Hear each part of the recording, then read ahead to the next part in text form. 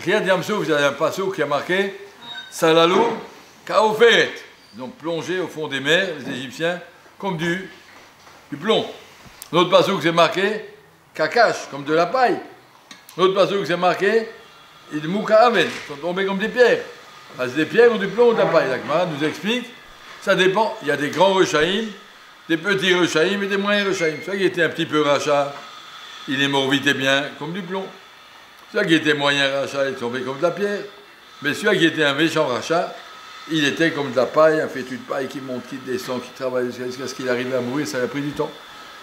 Pourquoi? Parce qu'Akadosh Baruch Hu voulait enseigner aux Bnei Israël Mida que Neged Mida.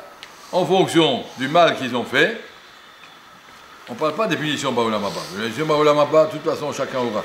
Mais même quand Akadosh Baruch Hu veut nous montrer Baolam Hazé qu'il est en train de punir quelqu'un, pourquoi faire? Pour nous montrer la justice d'Akadosh Baruch Hu. Ça, Akadosh Baruch Hu aussi nous le montre avec beaucoup de précision, selon ce qu'on doit voir. Akadosh Baruch Hu il montre Mida Keneged Mida, la Mishnah dans Maseret Sota. Kol Shegen be Mida Tova, si Akadosh Baruch Hu veut montrer une récompense, quelqu'un a fait quelque chose de magnifique, et il voit une grande récompense Baolam Hazé, Mida Tova Meruba, Chamesh Meot Pamim Biagma, Mida Tova, que je vous la montre beaucoup plus encore que les Mida de punition. Quelqu'un fait quelque chose de bien, il va voir le Sahar, il y a marqué Myriam a attendu Moshe au bord du Nil pendant 20 minutes, et bien le cas Israël a attendu pendant 7 jours. 500 fois plus. Pour nous montrer comment Akadosh Baruch Hu n'oublie pas aucun acte, rien ne se perd, rien ne se crée, rien n'est oublié. Je ne parle pas seulement encore une fois Baolam Haba, on sait que chaque acte est compté, mais même Baolam Hazé, quand Akadosh Baruch Hu veut nous montrer cette anaga qui s'appelle Mida, Keneged Mida, il nous la montre de façon précise, comme on voit la différence entre la paille et le plomb et la pierre. J'ai lu hier soir une histoire, pour ça que je voulais raconter ça. Le Magia de Ponovitch, il raconte qu'à l'époque, il y a 80 ans, 100 ans, il n'y avait pas de yeshivot. Les gens, ils étudiaient dans une choule. Un rave, il prenait un groupe d'élèves, et ils enfermaient dans une choule, c'était au Maroc, c'était en Pologne, c'était partout. On était dans cette choule, on partait un matin, après-midi, on libérait la choule pour les heures des offices, pour les bals et bâtis, mais autrement, toute la journée, le baroum était là-bas, le matin, après-midi, le soir. Il était là-bas, il mangeait ou bien dans des familles, ou bien dans sur place quelque chose, il dormait dans la choule, ou il dormait, ceux qui pouvaient se payer, ils louaient une chambre chez quelqu'un, et c'était comme ça les yeshivot. Et il y avait une ville où il y avait une yeshiva, comme ça dans une choule, et le gabaï de la choule n'était pas du tout content. Et Bachourim, regardez, ils salissent tout. Et puis après, ils ne remettent pas les sfarim à la place, et les ponts, ils ont bougé, les sables, ils ont bougé. Et c'est quoi ça? Et après, ils usent les sfarim. Regardez, les sfarim étaient tout neufs. Regardez, les barottes étaient bien usées. Et Jouranaour, il est tout déchiré, c'est pas possible. Bon, il en avait marre. Il a pris tous les barils au milieu du Seder, il les a jetés sur le trottoir, il a fermé la choule à clé, débrouillez-vous ailleurs. Toute la yeshiva a dû déménager, ils ont cherché un autre village, il y avait une choule vide. Et ils sont partis, c'était compliqué, mais enfin bon, c'était comme ça. C'était comme ça. Et le Mashiach, il dit, j'ai demandé tout le temps, pendant des années, comment va cette communauté, comment va le Shamash. J'attendais de voir que je ne pouvais pas laisser une chose pareille. Et une fois, on m'a dit, ah, le pauvre Shamash, il est niftar. Je veux savoir comment il est niftar, il a dit Mashiach. Mais c'était vraiment pas beau. Vous savez que j'ai des Ashkenazim, on fait Birkat Kohanim, seulement à Moussaf de Pessah, Shavuot, Sukkot et Rosh Hashanah. Et Kippour, c'est tout. On ne trouve pas Birkat Kohanim. Donc Birkat Kohanim, c'est un événement très très important, très très rare, avec beaucoup de nigounim et tout un truc, c'est 5 fois par an. Grande Birkat Kohanim. Et notre Shamash, il est mort au milieu de Birkat Kohanim. Au milieu de Birkat Kohanim, il faut dire à tous les Kohanim sortis, un mort. On ne peut pas arrêter Birkat Kohanim une fois par an, c'est un truc comme ça. On n'a été pas obligé de prendre le mort par le pantalon. Comme ça, on l'a pris, on l'a jeté dehors pour pouvoir écouter Birkat Kohanim. Mashiach a dit, c'est ça que je voulais entendre. Il a jeté la yeshiva, nous on l'a jeté de la choule. Il fallait voir Mida Keneged Mida, que je ne vais pas oublier ce qu'il a fait.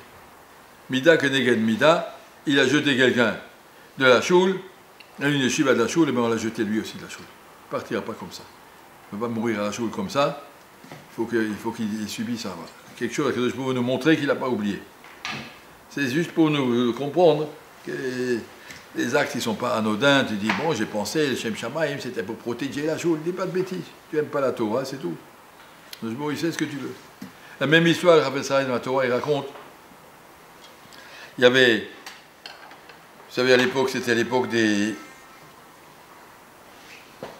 cantonistes, on appelait ça, l'armée russe. Ils rentraient dans des familles, ils prenaient des enfants de 6 à 10 ans, et ils les prenaient à l'armée pour 25 ans. Pour un petit enfant comme ça, une famille juive, au bout de 25 ans, il sortait un goï gamour, comme un mâche, un russe complètement déjudaïsé, grossier, soldat, et rien d'autre dans la tête. C'était horrible. Et c'était comme ça, lorsque l'armée arrivait, on disait, j'ai besoin dans cette communauté 10 enfants. Voilà la liste. Ils ont pris, par hasard, fait un tirage au sort, cette liste-là. Et il y avait une fois, le boucher de la ville était riche, et on a pris son fils. Il est intervenu auprès du ministère et du machin. Ah, putain, me laissez mon fils là-bas, il y a un petit gosse, il n'y a pas de papa, et bon, personne ne pourrait me défendre, prenez-le. Il a mis un orphelin à la place de son fils. L'orphelin est parti comme cantoniste. Après ça, il m'a dit, j'ai attendu de voir la Mida Keneged Mida. C'est pas possible que Kadosh Baruch Hu laisse une chose comme ça. Kadosh Baruch Hu a dit, je suis Avi, Tomim, Dayan, Almanot. Je suis le père de ses enfants, je suis le juge de ses veuves. Un père, un juge, il ne laissera pas une chose comme ça.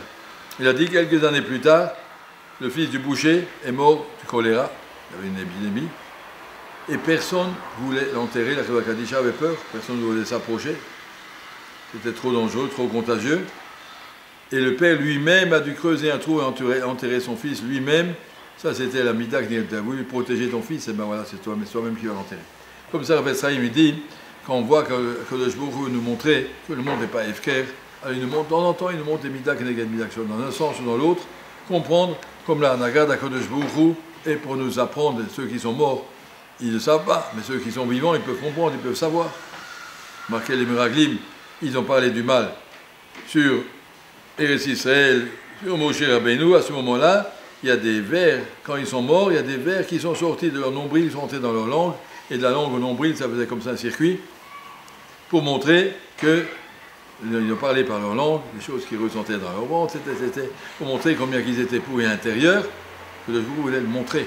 Vous montrer, vous voyez, Mida Keneged Mida, le monde est comme ça, la justice d'Akadosh Baruch Hu, elle veut être visible. Pas toujours on voit tout, pas toujours on comprend tout, mais de temps en temps, Akadosh Baruch Hu nous ouvre des petites fenêtres. Chazon Ish, j'ai dit qu'aujourd'hui on peut difficilement voir le Mida Keneged Mida, il y a trop de Esther Panim, plus le monde avance, plus le brouillard est grand, on ne comprend pas toujours ce qu'il y a.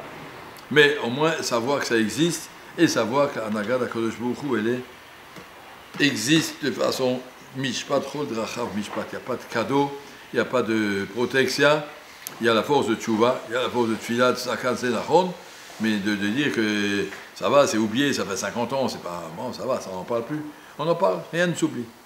Et donc ça c'est pour nous à comprendre à travers la Kriyat Yam-Souf, comment que les Égyptiens qui ont fait souffrir les Juifs dans les travaux forcés, c'était avant les diplômes, ça fait déjà des années.